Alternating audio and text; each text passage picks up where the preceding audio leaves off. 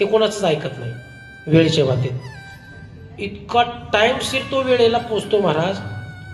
आपल्या सर्वांना माहिती महाराज. जेवताना सुद्धा त्याला वाटलं ना हे हातातला घास आहे राहून द्यायचा तसाच, त्याला घेऊन जाऊ तरी घेऊन जातो. काय काय झोपलेले असतात ना, मग ते म्हणत नाही की जाऊ द्या तर रातभर ते ताटले दिवसभर काम करू, सकाळी आपलं उठवा त्याला मग घेऊन जाऊ.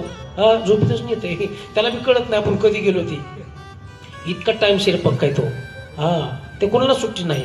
गरुडाची आई याच्या आजवर तुम्ही दृष्टांत ऐकलाय पण तरी सुद्धा सांगतो चला उगत आलाय. गरुडाची आई आजारी पडली आणि शेवटचा घटका मोडत होती. मग गरुड आपला ड्युटीला जायचं ना, नाही का, भगवान परमात्म्याची ड्युटी.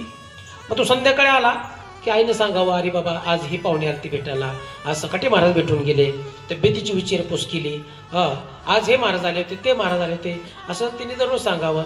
एके दिवशी गरुड असंच घरी आलं संध्याकाळी. आई म्हटली अरे बाबा तो कोण यम कोण आहे रे. यमाचं नाव काढलं की घाबरला गरुड. मला का ग आई. अरे ते आलता दुपारी. मी विचारलं आपण कोण आहे, कुठले पाहुणे आहेत. त्यांनी फक्त सांगितलं मला यमराज म्हणतात. कोण आहे रे बाबा, कुठलं काय कीर्तनकार आहे का. म्हणलं कीर्तनकार नाही, मला कीर्तनकार निघाले तो पण ही घेऊन जाते म्हणला. हे पाकिट असं साधन येत नाही म्हटला. जाऊ दे म्हणलं आई चल म्हणला. का चल तुला लांबच्या दवाखान्यात दाखवायचं म्हणला.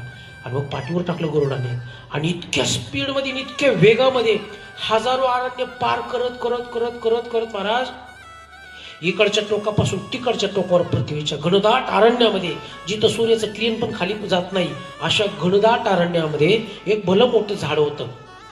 अर्ध भंगलेलं होतं खोड. आणि त्या खोडात आणून तिला ठेवलं आणि गरुड बाहेर आला. आल्याबरोबर तर यमराज प्रकटले एका मिनिटात. गरुडाने म्हटले इतक्या दूर आलो मी, पण ह्याला कोणी फोन करून सांगितलं, ही बातमी लिकेज झाली काय की. म्हटलं मी गपचिप माझ्या आईला ह्याच्यापासून वाचवण्यासाठी इतक्या दूर घेऊन आलोय. हिथं कसं काय प्रगट झाला. म्हणले जे आहे कसं काय म्हणले इथं. काय नाही सप्त्याला आलतो म्हणले जेवण करावं म्हटलं, आता ती चालू आहे प्रसाद नंतर जेवतो थोड्या वेळाने. आणि मग यमराज हसू लागला. गरुड म्हणते तुम्ही का हसला. म्हणले आईनं नाही का सांगितलं काल. हो सांगितलं. कोण यमराज आलता तर हसला आणि हसून गेला, म्हणून तर मी आईला इतक्या दूर घेऊन आलो ना. बघ बरं म्हटले आई. बघितलं खोडात तर गतप्राण झाले होते.